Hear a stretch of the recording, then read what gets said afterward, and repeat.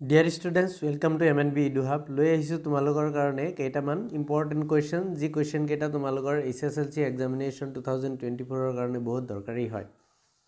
প্ৰথমটো প্ৰশ্ন লৈছো বংগা বিভাজনৰ অন্তৰ্নিহিত উদ্দেশ্য আছিলে আৰু ইয়াতে চাৰিটা উক্তি দিয়া আছে। এক নম্বৰত কৈছে জনসাধাৰণক একত্ৰিত কৰা, এটো মিছা হয়। দুই নম্বৰত কৈছে হিন্দু মুছলমান বিভাজিত কৰা, এটো সঁচা হয়। 3 নম্বৰত কৈছে ভাৰতবৰ্ষক স্বাধীনতা প্ৰদান কৰা, এটো মিছা হয়। আৰু 4 নম্বৰত কৈছে ভাৰতবৰ্ষত ইংৰাজ শাসন ব্যৱস্থা শক্তিশালী কৰা, এটো সঁচা হয়। তাৰমানে 2 আৰু 4 নম্বৰ শুদ্ধ। এটো ক'ত আছে? এটো আমাৰ অপচন ডি ত আছে। 2 আৰু 4 শুদ্ধ, এই কাৰণে অপচন ডি ৰাইট আনসাৰ হ'ব। 2 নম্বৰ প্ৰশ্ন তলৰ ঐতিহাসিক ঘটনাবোৰ প্ৰথমৰ পৰা শেষলৈ সজোৱা আৰু ইয়াতে যিটো অপচন দিয়া আছে তাৰে ভিতৰত শুদ্ধ উত্তৰ অপচন ডি হ'ব।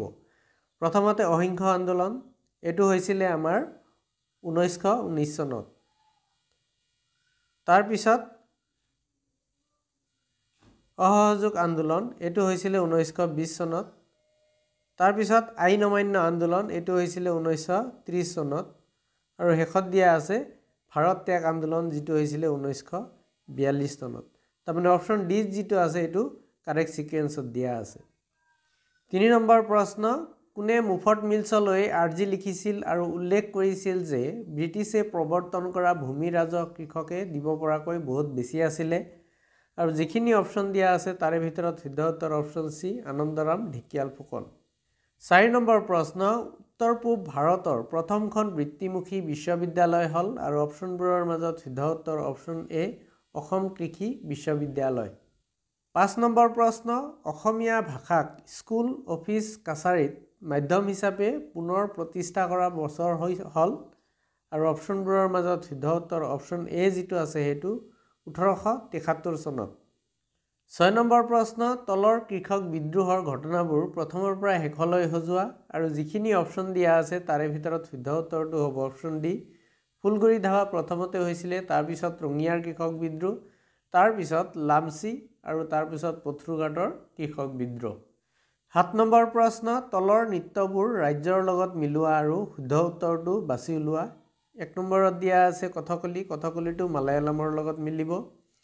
ভাৰতনাট্যম তামিলনাডু, ওড়িশীটো উৰিষ্যাৰ লগত আৰু সত্ৰীয়টো অসমৰ লগত। আৰু এইটো সিকুৱেন্সত মিলা কোনটো অপচন আছে? অপচন বি আছে, এই কাৰণে অপচন বি যিটো আছে এইটো ৰাইট আনসাৰ হ'ব। 8 নম্বৰ প্ৰশ্ন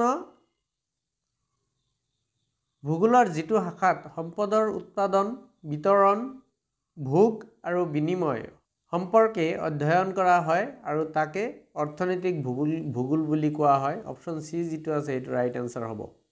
9 নম্বৰ প্ৰশ্ন তলৰ সম্পদৰ ভাগবোৰ ইয়াৰ ভিত্তিৰ লগত মিলোৱা আৰু শুদ্ধ উত্তৰটো বাছি উলিওৱা। এই নম্বৰত জাতীয় সম্পদ দিয়া আছে, জাতীয় সম্পদ যিটো আছে এইটো মালিকী সত্য অনুসৰি হয়।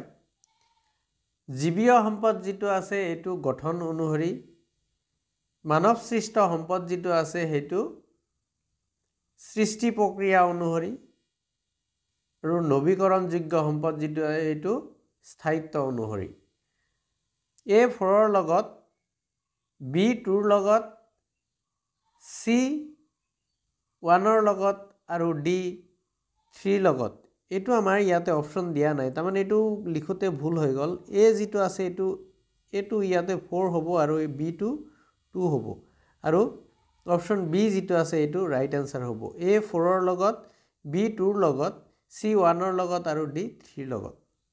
10 নম্বৰ প্ৰশ্ন ভৌগোলিক দিশৰ পৰা পৰিৱেশৰ সমস্যাক কিমান ধৰণে বিবেচনা কৰিব পাৰি আৰু অপচনবোৰৰ মাজত শুদ্ধ উত্তৰ অপচন এ 3 ধৰণে।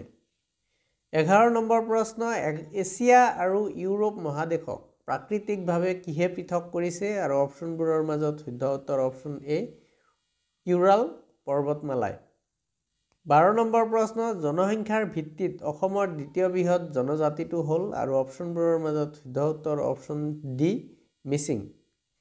13 নম্বৰ প্ৰশ্ন 2011 চনৰ তথ্য মতে অসমৰ ভিতৰত অধিক সংখ্যক জনসংখ্যাৰ জিলাখন হৈছে আৰু যিখিনি অপচন দিয়া আছে তাৰে ভিতৰত শুদ্ধ উত্তৰ অপচন বি নগাঁও।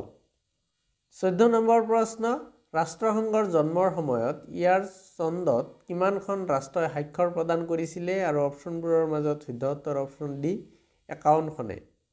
15 নম্বৰ প্ৰশ্ন কোনটো দিন বিশ্ব মানৱ অধিকাৰ দিৱস হিচাপে পালন কৰা হয় আৰু অপশ্যনবোৰৰ মাজত শুদ্ধ উত্তৰ অপশ্যন ডি 10 ডিচেম্বৰ তাৰিখে 16 নম্বৰ প্ৰশ্ন 1770 চনত ভাৰতত প্ৰথমে তলৰ কোনটো বেংক স্থাপন কৰা হৈছিল আৰু যিখিনি অপশ্যন আছে তাৰে ভিতৰত শুদ্ধ উত্তৰ অপশ্যন বি যিটো আছে সেইটো বেংক অফ হিন্দুস্তান 17 নম্বৰ প্ৰশ্ন ভাৰতীয় ৰিজাৰ্ভ বেংকৰ মুখ্য কাৰ্যালয় আৰু অপশ্যনবোৰৰ মাজত শুদ্ধ উত্তৰ অপশ্যন বি মুম্বাইত ৰিজাৰ্ভ বেংকৰ মুখ্য কাৰ্যালয় মুম্বাইত অৱস্থিত 18 নম্বৰ প্ৰশ্ন ভাৰতবৰ্ষত স্থাপন হোৱা প্ৰথমটো বেংক হ'ল আৰু অপশ্যনবোৰৰ মাজত শুদ্ধ উত্তৰ অপশ্যন এ যিটো আছে সেইটো বেংক অফ হিন্দুস্তান 19 নম্বৰ প্ৰশ্ন UNDPৰ অধীনত মানৱ উন্নয়নৰ প্ৰথম প্ৰতিবেদন প্ৰকাশ পাইছিলে আৰু অপশ্যনবোৰৰ মাজত শুদ্ধ উত্তৰ অপশ্যন এ 1990 চনত 20 নম্বৰ প্ৰশ্ন নীতি আয়োগৰ সম্পূৰ্ণ ৰূপটো হ'ল আৰু অপশ্যনবোৰৰ মাজত শুদ্ধ উত্তৰ অপশ্যন চি নেশ্যনেল